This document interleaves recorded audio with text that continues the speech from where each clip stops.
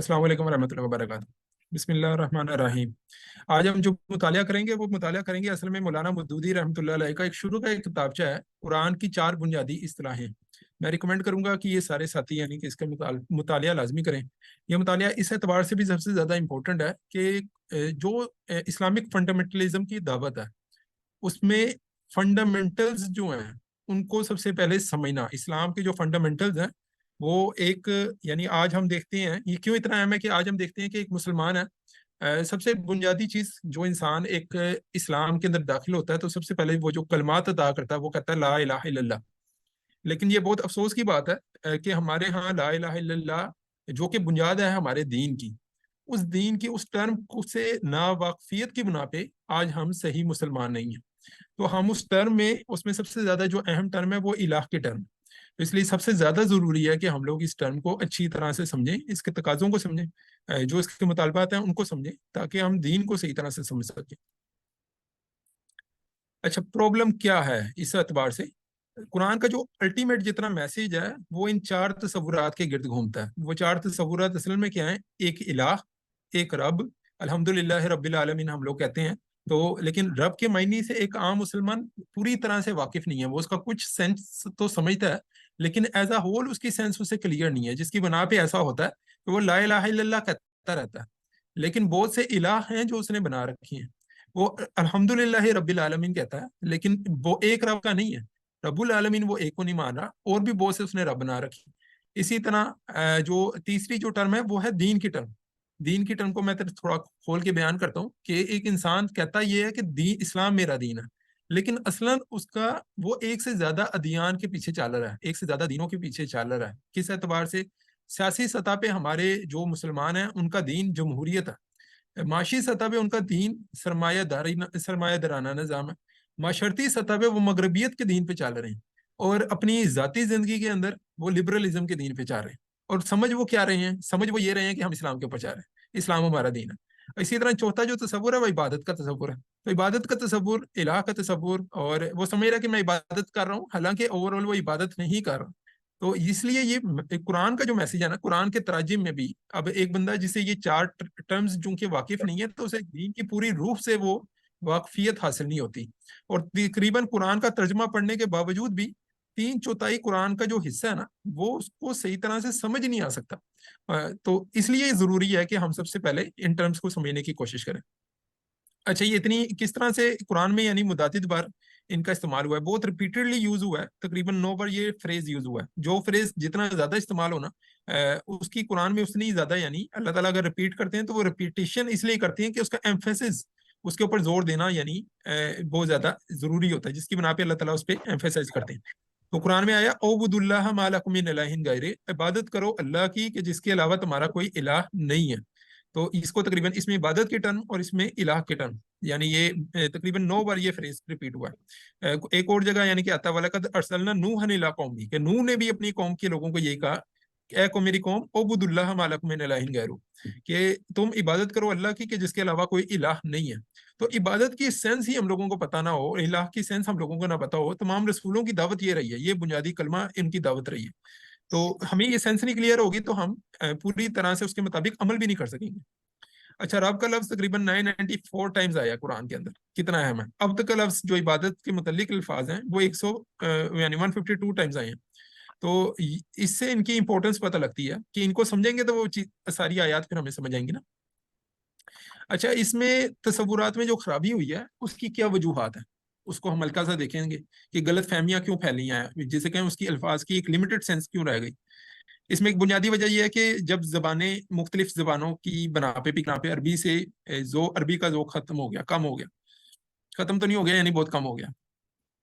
دوسری بات ہے ٹائم فیکٹر کی بنا پر ان کے لمیٹڈ میننگ رہے ہیں، یعنی پہلے جو نزول وحی کے وقت آپ صلی اللہ علیہ وسلم کے دور میں جو ان کی سینس تھی وہ بہت پھیلی ہوئی تھی، لیکن جیسے جیسے مختلف نسلیں آتی گئی ہیں تو ان کی وہ سوشل چینجز کی بنا پر ان کے میننگز نیرو ڈاؤن ہوتے گئے ہیں، جس کی وجہ سے ایسا ہوا ہے۔ یہ ہمیشہ ایسا ہوتا ہے، اور آج کے تراجم میں ان کے ایک مخصوص معنی یعنی کہ لے لیے گئے ہیں جو کہ شروع کے دور میں نہیں تھے، شروع کے دور میں اس سے زیادہ، بلکہ شروع کے دور میں تھے لیکن اس سے زیادہ کی ایک سینس تھی جو زیادہ اہم تھی۔ اچھا، یہ اس طرح کیسے ہوتا ہے؟ میں ایک مثال دیتا ہوں۔ اگر آپ کبھی آپ کا یہ ہو ایک تدبر قرآن ایک پرانی تفسیر ہے مولانا امین حسن اصلاحی کی، کوئی بہت زیادہ پرانی بھی نہیں ہے. تو اس میں وہ ایک الحمدللہ رب العالمین کا ترجمہ کرتے ہیں کہ شکر کا حقیقی سزاوار اللہ تعالیٰ. اچھا سزاوار آج ہم دیکھتے ہیں نا اسے، تو سزاوار ہم کہیں گے یار سزا یعنی جس کو جو سزا کا مستحق ہو ہم اسے اس اعتبار سے دیکھیں گے. اردو میں یہ پہلے لفظ استعمال ہوتا تھا صرف کہ جو مستحق ہو، یعنی شکر کا حقیقی سزاوار اللہ تعالیٰ ہے، یعنی شکر کا حقیقی مستحق اللہ تعالیٰ ہے. تو آج ہماری سینس بدل گئی ہیں، تو الفاظ کے اندر اس طرح کے معاملات ہو جاتے ہوتے ہیں. اچھا یہ جو ہم نے 4 اصطلاحات دیکھی ہیں ان کے آج کیا معنی ہے؟ الہ کے حوالے سے آج کیا ترجمہ کیا جاتا ہے؟ کا ترجمہ کیا گاڈ. گاڈ کہہ لیں، ٹھیک ہے، لیکن اردو میں کیا کیا جاتا ہے جب لا الہ الا اللہ محمد لا الہ الا اللہ ہم لوگ پڑھتے ہیں؟ اس جس کا کی ترجمہ عبادت کی جائے، معبود، معبود. جس کی عبادت ٹھیک کی ہے، الہ کا تصور کیا ہے؟ خدا، بت، دیوتا، معبود. ٹھیک ہے، اس کا یہ ترجمہ کیا جاتا ہے. اچھا رب کا ترجمہ کیا کیا جاتا ہے؟ جائے، پرووائڈر یا پروردگار. سب سے زیادہ یعنی جو یوز ہوتا ہے نورشر، پالن ہار، پالنے والا، پرورش کرنے والا، پرورش کنندہ. ٹھیک ہے، تو پروردگار. عبادت کا جو میننگ یعنی کہ اکثر جو سینس پائی جاتی ہے وہ سینس کیا ہے؟ وہ ہے پرستش کی، پوجا کی، یا سیٹ آف ریچولز جو ہیں، نماز، روزہ، حج، زکات. ٹھیک ہے، عبادت کی یہ سینس زیادہ پائی جاتی ہے. دین جو ہے اس کا جب ترجمہ ہوتا ہے تو وہ ترجمہ ہوتا ہے مذہب. ٹھیک ہو گیا. تو یہ 4 ترجمے آج ہمارے یہاں پائے جاتے ہیں. یہ بالکل ایسا نہیں ہے کہ یہ غلط ہے، یہ صحیح ہے، لیکن یہ لمیٹڈ معنی ہے. یہ ان کے اصل معنی یعنی اس میں بہت سے چیزیں ساتھ اس کے ساتھ جڑی ہوئی ہیں، اس کو ہم نے دیکھنا. اچھا مجھے ایک سوال ہے یہاں پہ. دین کا مطلب آپ کر رہے ہیں مذہب، تو اگر قرآن شریف میں سورہ فاتحہ میں سیکنڈ جو آیت آتی ہے مالک یوم الدین، اس کو آپ کیسے ٹرانسلیٹ کریں گے؟ اچھا یہ میں نہیں کر رہا، یہ میں کہہ رہا ہوں آج لوگوں کے ذہنوں میں جب بھی آپ دین کی بات کریں گے نا، دین اسلام کی، سوری تو سر. اس کا ترجمہ یہ کیا جاتا ہے، عموماً ریلیجن کیا جاتا ہے. ٹھیک ہے، وہ بھی اس کا ایک میننگ ہے، میں اس کی نفی نہیں کر رہا. مالک یوم دین، دین کا اس معنوں میں لٹرل میننگ میں جائیں تو وہ اس کے بنیادی جو معنی ہے وہ وہی ہے، سزا اور جزا، بدلہ. اصل میں وہ بدلہ ہے، کسی اصول کے تحت بدلہ. تو خیر اس کو ہم بعد میں پھر کسی دن دیکھیں گے کہ دین کی اس سینس، دین کا جو اصل اب پریکٹیکل یعنی جو آج میننگ سمجھا جاتا ہے اس سے وہ میننگ بھی لنکڈ ہے، اس کے ساتھ جڑا ہوا ہے. کس طرح جڑا ہوا ہے وہ پھر ایک اور بار اس پہ لیکچر رکھیں گے دین کے اوپر، دین کے سارے الفاظ کے اوپر. ان میں سے ہر لفظ کے نا مختلف معنی ہیں. اچھا یہ جو کتابچہ ہے مولانا ابو العلا مودودی کا، قرآن کی 4 بنیادی اصطلاحیں، اس کے رد میں یہ کتابچے یعنی کہ لکھی گئے ہیں. ایک تعبیر کی غلطی جو کہ بہت مشہور ہے، ایک عصر حاضر میں دین کی تفہیم اور تشریح مولانا ابو الحسن ندوی صاحب کی. اس کے رد میں بھی لوگوں نے، سید حامد علی ایک عالم دین گزرے ہیں، انہوں نے قرآنی اصطلاح اور علماء سلف و خلف، یہ ان کی کتاب ہے جو اس کی فیور میں ہے کہ مولانا مودودی کے میننگ بالکل ٹھیک ہے. ڈاکٹر عبید اللہ فہد فلاحین ان کی کتاب، تو یہ بھی اگر پڑھ لی جائیں تو زیادہ کلیئرٹی حاصل ہوگی. یعنی ان لوگوں نے یہ ثابت کیا ہے کہ جو مولانا مودودی نے قرآن سے میننگ اخذ کی ہیں، سلف صالحین کے ہاں بھی یہی معنی پائے جاتے تھے. اچھا الہ کی میننگ کیا ہے؟ الہ کی میننگ ڈکشنری کے اندر کیا ہے اس کو ہم دیکھیں گے. ڈکشنری میں اس کی روٹ یہ ہے، عربی میں عموماً جو الفاظ ہیں 99% الفاظ کہتے ہیں ان کی روٹ 3 ہوتے ہیں، 3 حرف ہوتے ہیں، الف لام اور ہا. تو اسے یعنی ورب میں دیکھیں تو وہ ہوتا ہے الہ یالہ الہتن، اس کو یعنی کہ پڑھا جاتا ہے. اچھا اس کا ایک میننگ ہے مدد کرنا. ٹھیک ہے، جو آپ کی مدد کرے، تو جس سے کہ آپ مدد طلب کریں. ٹو پروٹیکٹ، ورب میں اس کا ایک میننگ حفاظت کرنا، یعنی جو آپ کی حفاظت کرے، جو آپ کو پناہ دے، جو آپ کو شیلٹر دے، پروٹیکشن دے، دشمنوں کے خلاف پروٹیکشن دے، جو آپ کو امن دے خوف کے مقابلے میں. خوف ایک داخلی خوف ہوتا ہے، کئی بار ایک ڈپریشن کی کیفیت ہوتی ہے کہ انسان کی اضطراب ہوتا ہے اندر، اس میں انسان کو امن سکون چاہیے ہوتا ہے. انسان عموماً میڈیسن کھاتا ہے مختلف طرح کی، اینٹی ڈپریسنٹس کھاتا ہے، اصل میں کیا ہے اندر کے سکون کے لیے. تو جو آپ کو سکون بخشے، اندرونی سکون بھی کہہ لیں اور بیرونی خارجی سکون بھی ہو جاتا ہے کہ اگر جنگ کی حالت ہے تو اس میں جو آپ کو امن بخشے. اچھا اسی کا ایک میننگ ہے چھپا ہونا. ٹھیک ہے، چھپا ہونا بھی اس کا ایک میننگ ہے، مسٹری کے ساتھ اس کا ہے، جو یعنی جسے کہیں کہ ایکٹیویٹی میں جو آپ کو حیران کر دے. ٹھیک ہے، اس کا ایک میننگ یہ بھی ہے، اس کو میں جوڑ. ٹھیک ہے، جو آپ کو حیران کر دے. اچھا ایک میننگ ہے بہت زیادہ جس سے آپ کو والہانہ محبت ہو، جس کی طرف آپ کی رغبت ہو. اس میں ایک مثال ہے، جس طرح اونٹنی کا بچہ ہے اگر ماں سے اپنی دور کر دیا جائے اور کافی عرصے بعد اسے چھوڑا جائے تو والہانہ طور پہ وہ اس کی طرف دوڑتا ہوا یعنی کہ لپکتا اپنی ماں کی طرف. تو یہ جو ہوتی ہے نا اسے کہتے ہیں والہانہ محبت. اچھا ایک اس میں تصور جو ہے وہ ہے ڈومیننس کا, سپیریورٹی کا, بالا تر ہونے کا, اتھارٹی کا.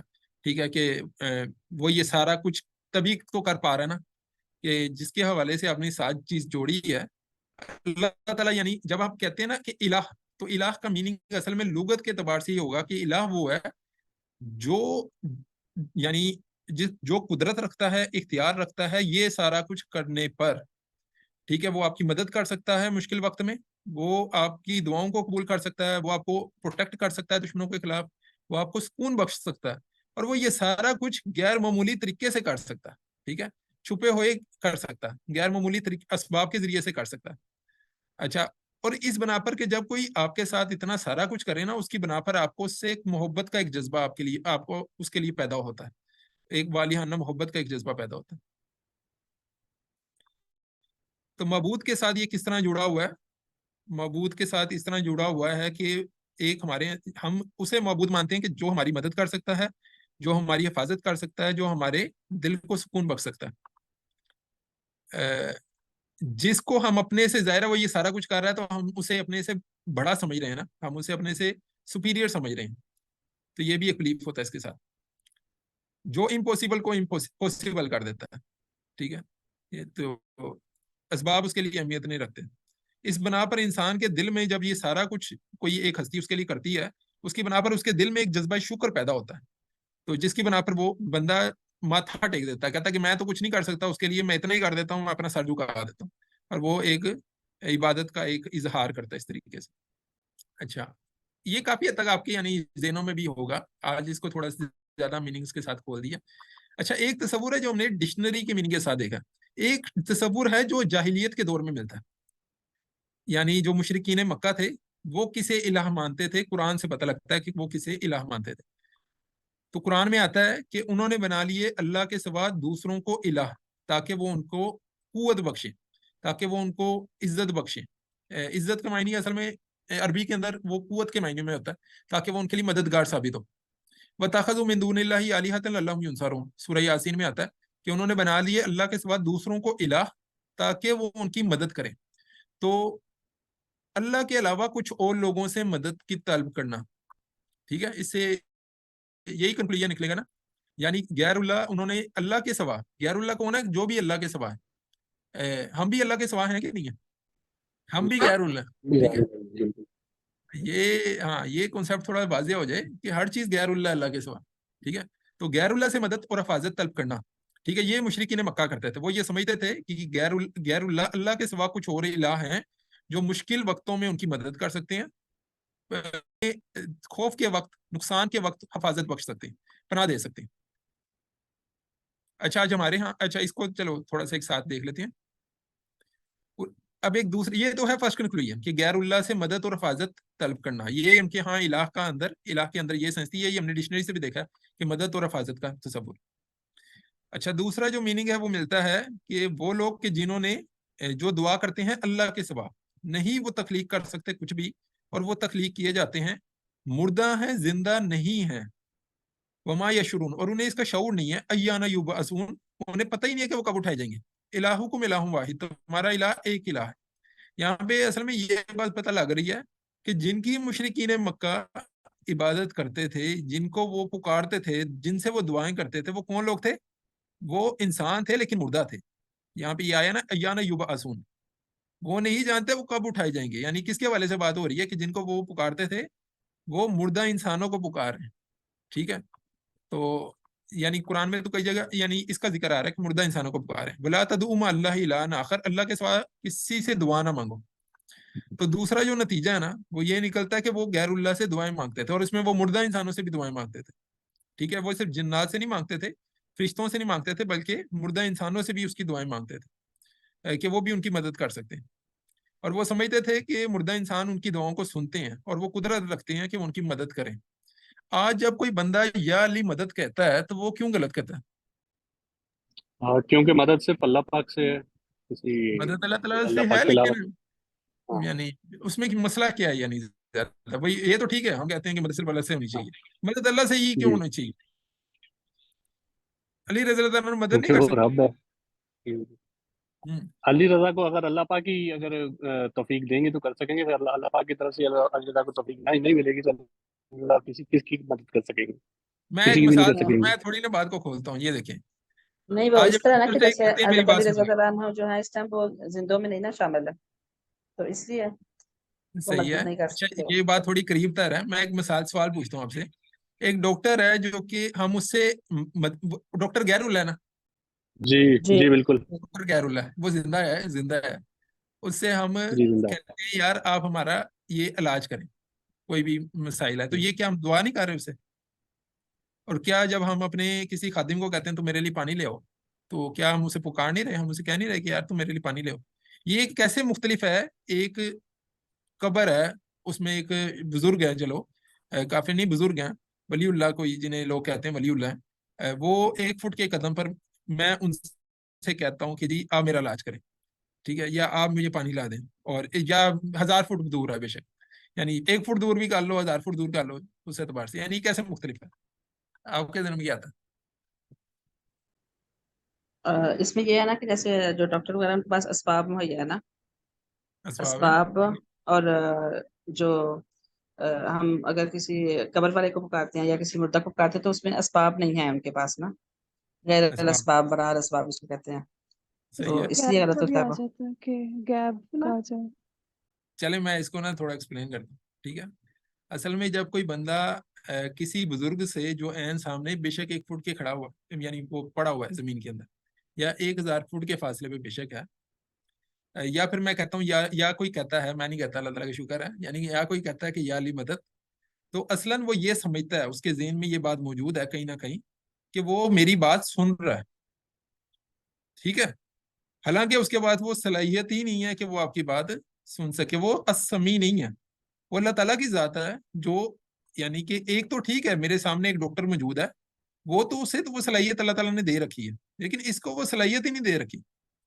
دوسری بات یہ ہے کہ جو اگر صلاحیت دے بھی رکھی ہے, فرشتے ہیں میرے ساتھ ہی دائیں بائیں, یعنی کہ فرشتے ہیں, وہ تو سن نہیں رہے ہیں نا مجھے, تو انہیں تو صلاحیت دے رکھی ہے, لیکن میں ان سے کیوں نہیں علی رضی اللہ تعالیٰ عنہ کوئی مدد کر سکتے ہیں, تو وہ یہ سمجھ رہا ہے کہ علی رضی اللہ تعالیٰ عنہ اس پہ مدد کرنے پہ قادر ہیں.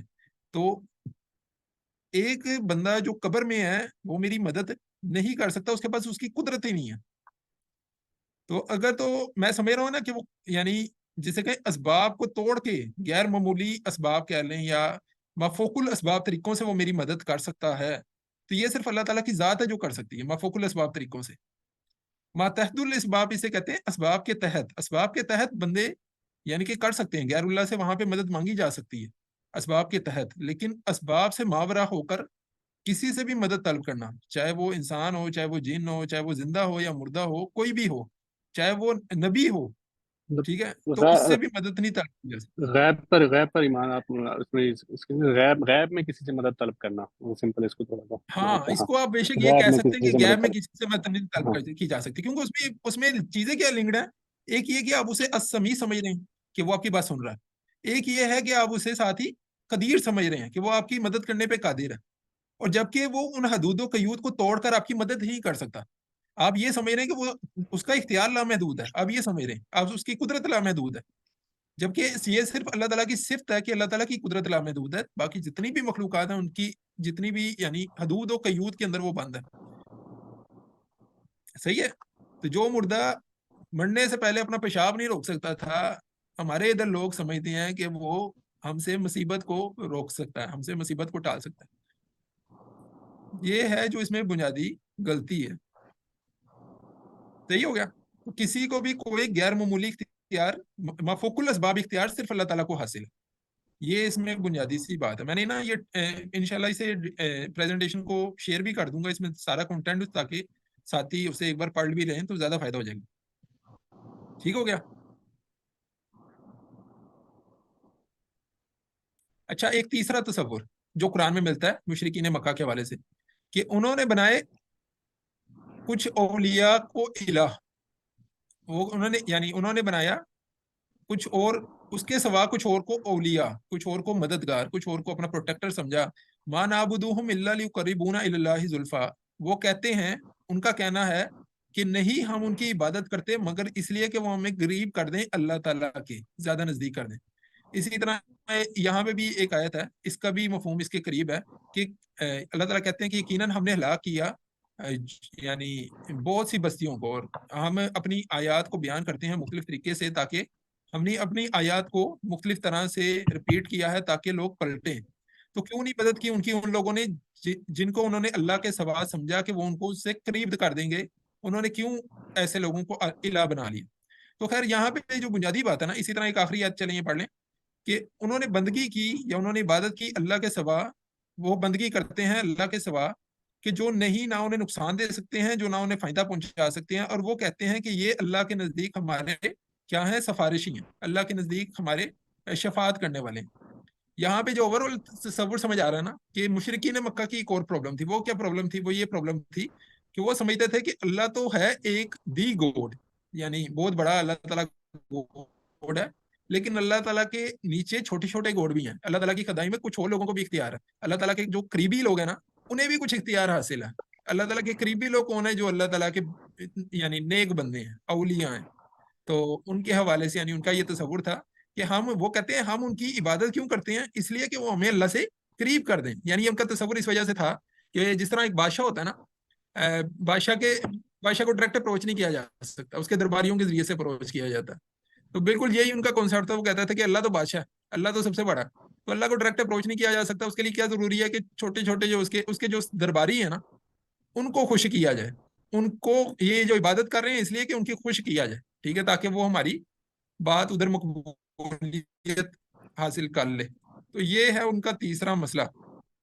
تیسرا مسئلہ یہ ہے کہ ایک ان کے ہاں تصور تھا خداؤ کا، گریٹ گوڈ کا، سپریم بینگ کا، جس کو وہ اللہ کہتے تھے. اللہ کو وہ مانتے تھے، ٹھیک ہے.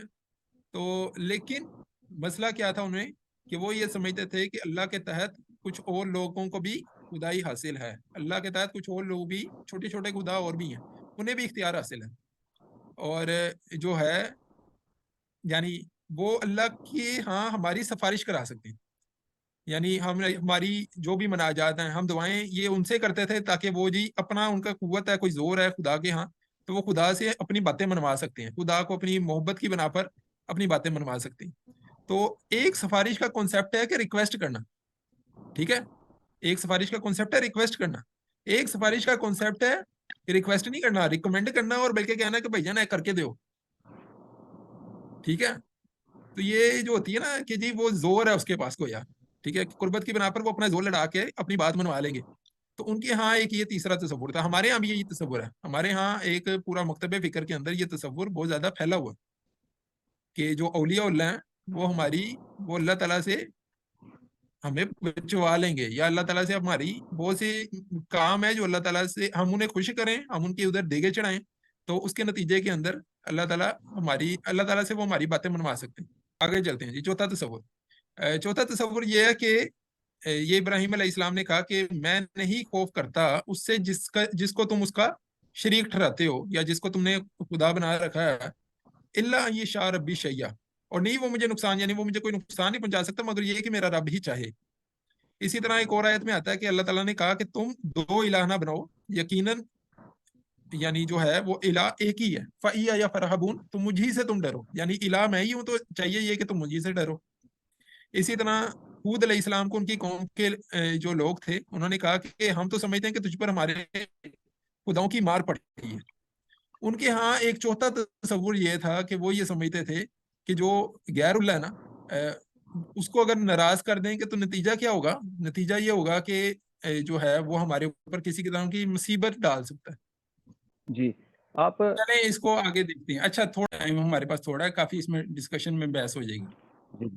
یہاں پہ اوور جو بات سمجھ آ رہی ہے وہ یہ ہے کہ الہ وہ ہے کہ جسے ڈرا جاتا ہے. یعنی مشرکین مکہ کے ہاں ایک جو تصور تھا انہیں یہ تھا کہ الہ کو اگر ہم ناراض کر دیں گے تو اس کا نتیجہ کیا؟ وہ ہمارے اوپر کوئی آفات نازل ہو جائیں گے. صحیح ہے. تو غیر اللہ کی ناراضگی کا خوف اس بنا پر آفات اور مصیبت کھڑا ہے. غیر اللہ سے کی ناراضگی کی بنا پر اگر آپ کو یہ بات کا خوف ہے، یا کسی سے بھی اگر آپ کو کسی سے بھی اگر آپ کو یہ خوف ہے کہ اس کے نتیجے میں میرا کوئی بہت بڑا کوئی یعنی اس کو میں نے ناراض کر دیا تو یار یہ تو بس میرا پٹھی بٹھا دے گا. یہاں پر ایک ایگزامپل کافی میننگ فل رہے گی جو ہمارے اس دور کے متعلق ہے کہ غیر اللہ کی ناراضگی کا خوف اگر ایک ہائر یعنی ہیرارکی میں سب سے ٹاپ لیول کے اوپر جو شخص موجود ہو اور اس سے اس کا یعنی کہ خوف ہو تو اس کے نتائج کتنے سنگین ہوتے ہیں. یعنی ہمارے پاس ایگزامپل ہے پاکستان کا جو کمانڈر ان چیف تھا مشرف 9/11 کے فوراً بعد پاکستان کی جو افغانستان کے حوالے سے پالیسی تھی جو بش نے کہا تھا کہ you are either with us or against اس.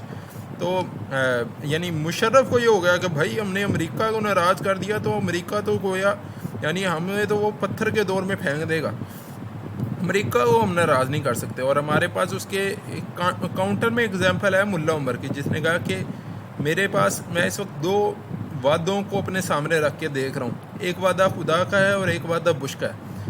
خدا کا وعدہ یہ ہے کہ ان ارضی واسیہ کہ میری زمین جو ہے وہ میرے بندوں کے لیے وسیع ہے, اور بش کا وعدہ یہ ہے کہ میں تمہیں یعنی تم جہاں مرضی نکل بھاگو میں تمہیں چھوڑوں گا نہیں. تو میں خدا کے وعدے کے اوپر یعنی اس نے خدا کے وعدے کے اوپر بھروسہ کیا, توکل کیا. اور آج ہم دیکھ رہے ہیں کہ 2020 سے آنورڈ جو حالات ہوئے ہیں اور کس طرح سے ایک کایا پلٹ واقعہ ہوئی ہے.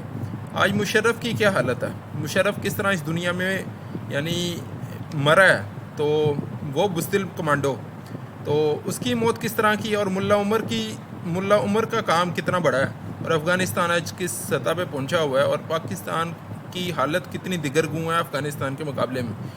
تو یہ ایک بڑی زبردست یعنی آج کے دور کے لحاظ سے دیکھا جائے تو اس کی ریلیونٹ ایگزامپل ہے کہ غیر اللہ کے خوف کے نتائج کتنے غلط واقع ہوتے ہیں جو ہمیں قرآن سے سمجھ آتی ہے. تو اس ایگزامپل کو اپنے سامنے رکھیں گے تو اسے سمجھنے میں بڑی آسانی رہے گی. یہاں پہ اوور آل جو بات سمجھ آ رہی ہے وہ یہ ہے کہ الہ وہ ہے کہ جسے ڈرا جاتا ہے. یعنی مشرکین مکہ کے ہاں ایک جو تصور تھا انہیں یہ تھا کہ الہ کو اگر ہم ناراض کر دیں گے تو اس کا نتیجہ کیا, وہ ہمارے اوپر کوئی آفات نازل ہو جائیں گے. صحیح ہے, تو غیر اللہ کی ناراضگی کا خوف اس بنا پر آفات اور مصیبت کھڑا ہے. غیر اللہ سے کی ناراضگی کی بنا پر اگر آپ کو یہ بات کا خوف ہے یا کسی سے بھی اگر آپ کو یہ خوف ہے کہ اس کے نتیجے میں میرا کوئی بہت بڑا کوئی یعنی اس کو میں نے ناراض کر دیا تو یار یہ تو بس میرا پٹھی بٹھا دے گا. اگر آپ دیکھیں ہمارے ہاں جو پولیٹکس ہوتی ہے یہ کاموں کے دوران کسی بھی پروفیشنل ایٹماسفیئر میں پولیٹکس کیوں ہو رہی ہوتی, یا بوس کی جس سے کہیں ٹی سی کیوں ہو رہی ہوتی بہت زیادہ, یا بوس کی جس طرح لوگوں کا ایک کارپوریٹ اگر لائف میں جائے نا تو وہاں پہ ایک جملہ بڑا مشہور ہے کہ بوس از آلویز رائٹ. کیا وجہ ہے؟ بوس کو ناراض نہیں کرنا. بوس کا جو خوف ہے نا کہ یعنی جیسے وہ ہمارے رزق کے دروازے رازق اصل میں جیسے وہی بیٹھا ہوا اور اس نے ہمارے اوپر رزق کے دروازے غیر اللہ کا ڈر ہو جائے باس کے علاوہ مطلب. ہاں یہ میں نے ایک بات یعنی سمجھانا چاہ رہا ہوں کہ یہ تصورات آج ہمارے ہاں بھی کسی نہ کسی سطح پہ شکلیں اس کی بدل جاتی ہیں, ٹھیک ہے, لیکن غیر اللہ کا خوف, ٹھیک ہے, تو یہ ایک چوتھا تصور ہے جو ان کے ہاں ملتا تھا. اچھا, ایک 5واں تصور جو بنیادی سب سے اہم تصور ہے اس کو ہم دیکھتے ہیں.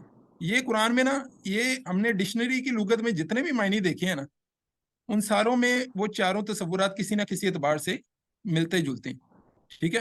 یعنی ڈکشنری میں جو میننگ ہیں ان میں میننگ کیا ہے, جو آپ کو سکون بخشے, جو آپ کی مدد کرے مشکل وقت میں, جو آپ کے نفع نقصان پہ یعنی نفع نقصان جو آپ کا فائدہ پہنچائے, جو آپ کو نقصان پہنچائے, جو آپ کی حفاظت کرے, جو آپ کی دعائیں قبول کریں, ٹھیک ہے. تو وہاں پہ یہ معنی آئے تھے سارے. تو وہی میننگز یہاں پہ کسی نہ کسی مختلف سطحوں کے اوپر وہ ہم نے دیکھی ہیں یہ جو اہل جاہلیت کے اندر تھے. لیکن اہل جاہلیت کے حوالے سے قرآن کا ایک 5واں معنی بھی ہے, یہ سب سے اہم ہے. قرآن کہتا ہے کہ اتخذوا احبارهم ورهبانهم اربابا من دون اللہ, انہوں نے بنا لیے اللہ کے سوا احبار اور رہبان, یعنی اپنے جو ان کے مولوی تھے یا اپنے جو ان کے علماء تھے, اپنے جو ان کے صوفی تھے, درویش تھے, ان کو انہوں نے رب بنا لیا اللہ کے سوا. اور مسیح ابن مریم کو بھی انہوں نے رب بنا لیا. اور انہیں حکم کیا دیا گیا تھا, انہیں حکم یہ دیا گیا تھا کہ وہ اللہ کے سوا یعنی جو ایک الہ ہے اسی کی وہ عبادت کریں, لا الہ الا ہو, اس کے علاوہ کوئی الہ نہیں ہے, ٹھیک ہے. اس کی ایک ایکسپلینیشن ہے جو حدیث میں ملتی ہے کہ کیسے بنایا یا الہ کیسے بنایا. تو مسیح ابن مریم کے حوالے سے تو واضح ہے کہ انہوں نے اسے ان کے حوالے سے آج بھی کہتے ہیں کہ وہ خدا کے بیٹے ہیں, ٹھیک ہے. تو اس یعنی جو خدا کا بیٹا ہے وہ بھی خدا ہی ہے. لیکن کیا واقعتاً وہ کوئی پوجا کرتے تھے اپنے آبار کی، اپنے کوئی روبان کی؟ تو ایسا اگر آپ ہسٹری میں جائیں گے تو وہاں پہ ایسی کوئی بات نہیں ملے گی کہ وہ اپنے علماء کی کوئی ان کے آگے سجدے کرتے ہوں، اپنے صوفیوں کے آگے کوئی سجدے کرتے ہوں، تو ایسی بات نہیں۔ اس کی ایک تفصیل ہے جو حدیث میں ہے، جو ادیب نے حاتم سے ہے، انہوں نے رسول اللہ صلی اللہ علیہ وسلم سے اس حوالے سے پوچھا کہ یہ جو آپ نے کہا ہے اس حوالے سے کہ انہوں نے، ہم لوگوں نے یا ہمارے جو بڑے تھے ان لوگوں نے علماء کو یا پھر صوفیوں کو، یا قرآن میں یہ جو آیا کہ انہوں نے اللہ کے سوا ان کو بھی یعنی رب بنا لیا تھا، تو ہم نے تو کبھی بھی ان کے آگے سے کوئی سجدہ نہیں کیا، کبھی بھی ہم نے ان کی کوئی عبادت نہیں کی۔ تو جو ہے اللہ تعالیٰ کے رسول صلی اللہ علیہ وسلم نے یہ فرمایا کہ کیا جب جس چیز کو وہ جائز کہتے تھے تم اسی کو جائز نہیں سمجھ لیتے تھے، اور جس چیز کو وہ حرام کہتے تھے اسی چیز کو تم حرام نہیں قرار دیتے تھے، اور تم یہ نہیں دیکھتے تھے کہ خدا نے اس کے حوالے سے کوئی بات کہی ہے، یعنی خدا کی سند کے بغیر، خدا کی اٹیسٹیشن کے بغیر، خدا کی کوئی حکم کے بغیر ان کے کہا کو تم حلال مان لیتے تھے، ان کے حرام کو تم حرام مان لیتے تھے، جس کو انہوں نے حرام ڈکلیئر کیا اس کو تم نے حرام مان لیا، تو ان کے احکامات کو تم نے مان لیا۔ اسی طرح قرآن میں ایک اور جگہ اسی تصور میں ایک اور چیز آتی ہے کہ کہا گیا کہ ارائیتا من اتخذ الہہ ہوا، کیا دیکھا تم نے اس کو کہ جس نے اپنی ہوا کو الہ بنا لیا، افنت تکون علیہ وکیلا، کیا تم ایسے شخص پہ ذمہ دار ہو سکتے ہو، ایسے شخص کے وکیل ہو سکتے ہو کہ وہ تمہارے سپرد تمام یعنی اس کے معاملات تمہارے سپرد ہو جائیں۔ اب یہاں پہ ہمیں یہ سمجھنے کی ضرورت ہے کوئی بندہ اپنی ہوا کی یعنی ہوا کو الہ کیسے بنا لیتا ہے؟ تو یہاں پہ اصلاً جو بات سمجھائی گئی ہے نا، جب انسان اپنی من مرضی کی، جو اپنی من کی مان کے کہتے ہیں نا، من کی مان کے جیو، ٹھیک ہے، یہ تو بڑا جملہ سنا ہوگا۔ اسی طرح اپنی ڈیزائر جو اس کا اندر والا، اندر سے کوئی پکار ہے اور وہ اس کے مطابق زندگی گزارے، اندر کی پکار ہے کہ تم یہ کام کرو اور وہ کام کرنا شروع کر دے، ٹھیک ہے، اپنے اندر کی سنو، زیادہ تر یہ کہا جاتا ہے۔ تو جو بندہ اپنی کہتا ہے کہ مائی لائف مائی رولز، ٹھیک ہے، میں اپنی زندگی کا مالک ہوں، میں اپنی زندگی کے رولز کے مطابق یعنی اسی کو قانون بنا لے، ٹھیک ہے، میرا جسم میری مرضی، میں جو مرضی چاہوں کروں، ٹھیک ہے، تو اس کو بھی اللہ تعالیٰ کہہ رہے ہیں کہ گویا اس نے اسے الہ بنا لیا۔ اچھا، ایک تیسرا تصور ہم اس کا نا نتیجہ نکالتے ہیں بھی۔ اچھا، تیسرا تصور وہ کہتے ہیں کہ جی اسی طرح اللہ تعالیٰ کہتے ہیں کہ ان میں سے اکثر جو ہیں، مشرکین میں سے جو اکثر ہیں، ان کو ان کے جو الہ تھے، ان کے جو گوڈز تھے، انہوں نے پسندیدہ بنا دیا مشرکین کے لیے ان کی اولاد کا قتل، ان کے شرکا نے۔ اچھا، کس طرح سے انہوں نے وہ کر دیا؟ ظاہر ہے کوئی الہ تو نہیں اتر کے کہے گا کہ مجاور ہوتا تھا، وہ کہتا تھا کہ بھائی الہ اس پہ تب خوش ہوگا جب تم اپنی اولاد کو قتل کرو، تو اس کو راضی کرو، اس کے لیے یعنی ایسا کرو، سیکریفائس کرو۔ اچھا، ایک اور آیت ہے ام لہم شرکاء شرعوا لہم من الدین ما لم یأذن بہ اللہ، کہ کیا انہوں نے کیا ان کے لیے ہیں کوئی اور شرکا، کیا ان کے لیے ہیں کوئی اور خدا کہ جنہوں نے ان کے لیے کوئی زندگی کا راستہ طے کیا ہے، یا جنہوں نے ان کے لیے کوئی ایک نیا دین وضع کیا ہے جو کہ اللہ نے جس کی اجازت نہیں دی۔ اچھا، اب یہ جو آخری والی دو اصل میں آیات ہے نا، اصل میں یہ اوور آل بلکہ زیادہ تر یہ بات سمجھ آ رہی ہے کہ کوئی یعنی جو لوگ بھی اللہ کے حکم کی سند کے بغیر کسی کے مقرر کیے ہوئے رواج یا ضابطے یا طریقے کو یعنی قانون بنا سمجھتی ہیں، تو وہ اس قانون ساز کو یعنی اس کی الہیت میں شریک کرتے ہیں۔ یہ اصل میں بات سمجھائی جا رہی ہے کہ غیر اللہ کو حاکم اعلیٰ مان لیں، غیر اللہ کی بات کو آپ حرف آخر مان لیں، غیر اللہ کو آپ قانون سازی کا اختیار دے دیں۔ وہ جو پیچھے انہوں نے اپنے علماء کو اختیار دے دیا کہ وہ جس کو کہیں گے حرام ہے تو بس ہی مان لیا حرام۔ علم نے کہا کہ جی اسلامک بینکنگ حلال ہے، تو ساروں نے مان لیا کہ جی اسلامک بینکنگ حلال ہے، اس کے پیچھے کوئی خدا کی سند موجود ہے نہیں ہے، کوئی نہیں دیکھا انہوں نے۔ تو اس طرح کے معاملات اس تصور میں جو ہے الہ کا یہ جو تصور ہے اس کو پچھلے تصورات سے تھوڑا سا مختلف ہے۔ یہاں پہ کیا تصور ہے؟ یہاں کسی مردہ شے سے کوئی بھی نہیں مانگا جا رہا، یہاں پہ احبار جو ہے وہ مردہ نہیں ہے، وہ کوئی مافوق الفطرت شے بھی نہیں ہے، بلکہ یہاں پہ ایک زندہ انسان ہے، یا تو وہ اس کی اپنی ذات ہے، ارائیت من اتخذ الہہ ہوا، جو بندہ بھی اپنی من مرضی کی زندگی گزار رہا ہے، یا جو بندہ بھی اپنے من کی مان کے جی رہا ہے، جو بندہ اپنے اندر کی جو پکار ہے اسی کے مطابق ساری زندگی گزارتا ہے، جو بھی یعنی اس کی جو بھی ڈیزائرز ہیں، خواہشات ہیں، انہی کے مطابق کرتا ہے، تو اصلاً کیا ہے؟ وہ اپنے آپ کو قانون ساز سمجھ رہا ہے، اپنے آپ کو ہی حاکم اعلیٰ سمجھ رہا ہے، اپنا ہی وہ غلام ہے ایک اعتبار سے۔ یا پھر اگر وہ کسی اور کو وہ اسٹیٹس دے رہا ہے، کسی اور کو قانون ساز سمجھ رہا ہے کہ وہ جو بھی قوانین بنا رہا ہے بس جی مستند ہے ان کا فرمایا ہوا، تو ان کی بات کو حرف آخر دے رہا ہے، تو وہ اس کو الہ بنا رہا ہے۔ یہاں بھی یہ تصور ہے۔ پچھلے جتنے بھی تصورات ہیں وہ سارے سپر نیچرل تصور کے ساتھ، ٹھیک ہے، ان میں سپر نیچرل تصور کا عنصر ہے۔ تو لیکن یہاں پہ ایسا کچھ بھی نہیں ہے، یہاں پہ اس کی کوئی باقاعدہ اس طرح نماز روزہ بھی نہیں کیا جا رہا، اس کے لیے کوئی خاص ریچول نہیں کیا جا رہا، تو یہاں پہ اسے کچھ مانگا بھی نہیں جا رہا، یہاں پہ اسے کوئی پروٹیکشن بھی نہیں مانگی جا رہی، یہاں پہ کوئی دعائیں نہیں کی جا رہی۔ الہ یہاں پہ وہ ہے جس کا جس کی بات حرف آخر کی حیثیت رکھتی ہے، جس کی بات ہی قانون ہے، ٹھیک ہے، کہ اس نے جو بھی فرما دیا بس وہ درست ہے، یعنی اس کو اتھارٹی حاصل ہے، اس کی بات مانی جانی چاہیے. ٹھیک ہے جی. یہ تمام اب تصورات میں نے ادھر اکٹھے کیے ہیں کہ تمام کنکلوژنس کیے ہیں ہمارے. اوور آل اصل میں پانچ ہم نے دیکھے کہ 5 تصورات ہیں جو اہل جاہلیت کے ہاں ہیں. ایک یہ کہ وہ غیر اللہ سے مدد طلب کرتے تھے، حفاظت طلب کرتے تھے. یہ کون سی مدد ہے؟ یہ ہے مفوق الاسباب قسم کی مدد، کہ جی میری جی اس طرح کا مسئلہ جو بظاہر حل ہوتا نظر نہیں آ رہا، اس مسئلے کے اندر مدد طلب کرنا یا حفاظت طلب کرنا یا دعا کرنا. ٹھیک ہے. اور کچھ اور لوگوں کو یا پھر کچھ اور لوگوں کو یہ سمجھنا کہ وہ اللہ سے زیادہ قریب ہیں، وہ اپنا زور لگا کے اپنی محبت کی بنا پر خدا کو مجبور کر سکتے ہیں کہ وہ ہمارے بگڑی بنا دے. یا پھر وہ غیر اللہ کی ناراضگی کا خوف تھا کہ جی اس کو ہم نے ناراض کر دیا تو بڑی مصیبتیں کوئی نازل ہو جائیں گی.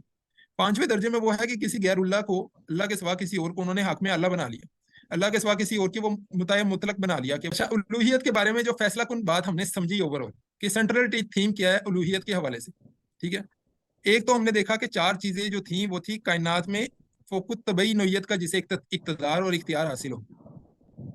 جو مشرکین مکہ جتنے کام کر رہے تھے نا، مدد اور حفاظت طلب کرنے کا، دعا کرنے کا، شفاعت اور سفارش کچھ لوگوں کے ساتھ انہوں نے جوڑ دیا، اور کسی کے خوف کی بنا پر انہیں مصیبت وغیرہ کا ڈر تھا.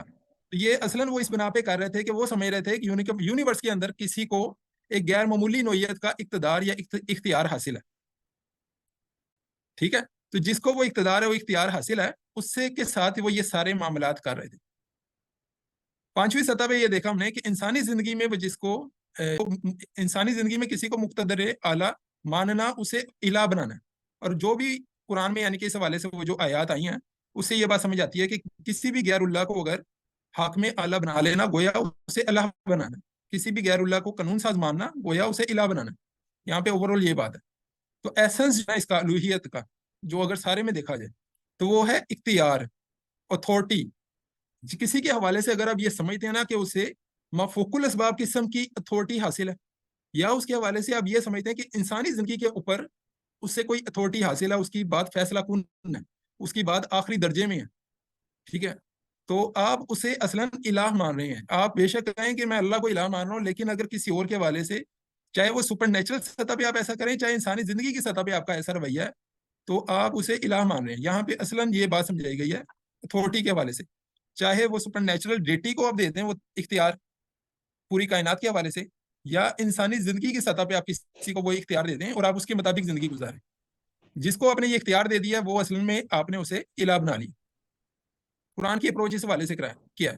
قرآن کی اپروچ اس حوالے سے یہ ہے کہ اللہ تعالیٰ بتاتے ہیں کہ ہم، یعنی قرآن یہ بتاتا ہے، قرآن کے استدلال یہ ہے کہ اصلاً ایک الہ ہے جس کے پاس کل اختیار ہے،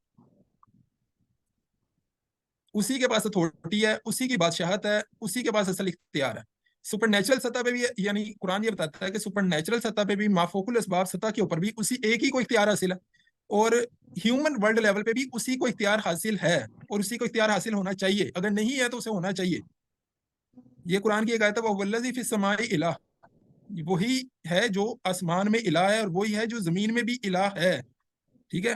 یعنی آسمانوں میں بھی جسے تم الہ مانتے ہو، زمین میں بھی وہی الہ ہے. ٹھیک ہے. چاہے وہ حقیقی، چاہے ظاہری سطح پہ ہمیں نہیں نظر آ رہا، ظاہری سطح پہ شاید کچھ اور لوگ ہیں جو الہ بن بیٹھے ہوئے ہیں، تو قرآن کہہ رہا ہے کہ زمینی سطح پہ بھی وہی الہ ہونا چاہیے. اس لیے یہ آیات آئی ہیں مختلف کہ وَلَمْ يَكُنْ لَهُ شَرِيكٌ فِي الْمُلْكِ، اس کی نہیں ہے کوئی اس کا شریک اس کی بادشاہت میں، اس کی حاکمیت میں، اس کے حکم میں. وہ کسی کو شریک نہیں کرتا اپنے حکم میں. مالک الناس، جو مالک الناس ہے، جو لوگوں کا بادشاہ ہے، وہی الہ الناس ہے، وہی لوگوں کا بھی الہ ہے. کچھ سماواتی والارض، اسی کے لیے بادشاہت ہے جو کچھ آسمانوں میں ہے اور زمین میں ہے. جو بادشاہ ہے، قانون بھی پھر اسی کا چلنا چاہیے نا. یہاں پہ اوور آل یہ بات ہو رہی ہے. مشرک کی زندگی میں ایک سپلٹ ہے، مشرک کی زندگی میں سپلٹ ہی ہے. سپر نیچرل سطح پہ وہ جس کو الہ مان رہا ہے، ہیومن لیول پہ اس کو الہ نہیں مان رہا. سپر نیچرل ڈیٹی اس کا کئی بار یعنی مدد، یعنی قرآن میں اگر دیکھیں نا، قرآن میں یہ بات سمجھ آتی ہے کہ جو مشرکین مکہ تھے وہ خالق اللہ تعالیٰ کو مانتے تھے. وَلَئِن سَأَلْتُهُم مَّن خَلَقَ السَّمَاوَاتِ وَالْأَرْضَ لَيَقُولُنَّ اللَّهُ، اگر تم ان سے پوچھو کہ آسمان و زمین کو کس نے تخلیق کیا تو وہ کہیں گے کہ اللہ نے. لیکن انسانی زندگی کی سطح پہ وہ اس کو الہ نہیں مان رہے تھے. انسانی زندگی کی سطح پہ وہ قانون کہیں اور سے لے رہے تھے. انسانی زندگی کی سطح پہ رسم و رواج کسی اور کے فالو کر رہے تھے. انسانی زندگی کی سطح پہ ضابطہ حیات کسی اور کا تھا، یا تو اپنی من مرضی کا تھا، اپنے نفس کا تھا، یا پھر کسی اور کا دیا ہوا تھا. تو یہ مشرک کی زندگی میں سپلٹ ہے. جبکہ مومن کی زندگی میں کیا ہے؟ وہ ایک یونٹی ہے کہ سپر نیچرل ڈیٹی بھی اس کا اللہ ہی ہے، اور اپنی انسانی زندگی میں بھی اس کا خدا وہی اللہ ہے، یعنی انسانی زندگی میں بھی رہنمائی وہ وہیں سے لے رہے ہیں۔ تو یہاں پہ کل کنسیپٹ یہ ہے کہ الٹیمیٹ اتھارٹی، اصل میں اتھارٹی کا جو تصور ہے نا، اصل میں جو میں نے سمجھانا چاہا ہے وہ یہ ہے کہ الوہیت یا الہ کا جو تصور ہے وہ اقتدار سے جڑا ہوا ہے، وہ اختیار سے جڑا ہوا ہے۔ کلی اختیار جسے حاصل ہے وہی، یعنی جس کو آپ کسی بھی معاملے میں سمجھ رہے ہیں کہ یار اسے کلی اختیار حاصل ہے، مکمل اتھارٹی ہے، ٹھیک ہے، یہ اس معاملے میں، تو آپ اسے الہ بنا رہے ہیں اس ایک معاملے کے اندر یا سارے معاملات کے اندر۔ اس کی آخری یعنی وہ تشریح ہے اسی کانسیپٹ کی کہ لمن الملک اليوم، کہ اللہ تعالیٰ کہتے ہیں کہ قیامت کے دن پوچھا جائے گا آج بادشاہ کون ہے، تو کہا جائے گا کہ اللہ ہی واحد، اللہ واحد القہار۔ تو اس حدیث میں نا اس کے حوالے سے ذکر ہے کہ حدیث میں آیا ہے کہ یعنی اللہ تعالیٰ کے رسول صلی اللہ علیہ وسلم نے فرمایا کہ اللہ تعالیٰ آسمان اور زمین کو اپنی مٹھی میں لے کر پکارے گا اور کہے گا کہ میں ہوں بادشاہ، میں ہوں جبار، میں ہوں متکبر۔ کہاں ہے وہ جو زمین میں بادشاہ بنتے تھے، کہاں ہے وہ جبار، کہاں ہے متکبر؟ یعنی یہ حدیث میں آیا۔ تو اصلاً اللہ تعالیٰ کی اس رسول صلی اللہ علیہ وسلم کی جو حدیث سے پتہ لگتا ہے نا وہ یہ ہے، اصل بادشاہ اللہ تعالیٰ کی ذات ہے، لیکن دنیا میں کچھ وہ لوگ ہیں جو بادشاہ بن بیٹھتے ہیں، دنیا میں کچھ وہ لوگ ہیں جو حاکم بن بیٹھتے ہیں۔ تو اصل حاکم اللہ تعالیٰ کو ماننا چاہیے، اللہ تعالیٰ کا حکم چلنا چاہیے، جو بھی حکم کسی کا بھی، اگر اس کے پیچھے خدائی سنت کوئی موجود نہیں ہے نا، خدا کی اتھارٹی موجود نہیں، یعنی کوئی خدا کا کسی بھی اعتبار سے حکم موجود نہیں ہے یا اس کے خلاف کوئی معاملہ ہو رہا ہے، تو اصلاً لوگوں نے اسے یعنی ایک اعتبار سے وہ درجہ دے رکھا ہے الہ کا، یا وہ الہ بن بیٹھا ہوا ہے۔ لوگوں نے اگر اسے ذہنی طور پہ وہ درجہ نہیں دیا تو وہ معاشرے میں وہ الہ بن بیٹھا ہے۔ اور مسلمان کا کام، مومن کا کام یہ ہے کہ ایسے الہوں کا نفی کرے اور وہ خدا کے الہیت کو نافذ کرنے کے حوالے سے کوشش کرے یہاں پہ، یا اسی کو الہ مانے ذہنی طور پہ، کم از کم ذہنی طور پہ وہ اس کو الہ مانے۔ اوور آل قرآن کا یعنی یہ کانسیپٹ یہاں اس کتابچے کے اندر، یہ جو کتابچہ ہے اصل میں قرآن کی 4 بنیادی اصطلاحیں، اس میں الہ کا تصور وہ یعنی یہ سمجھایا گیا۔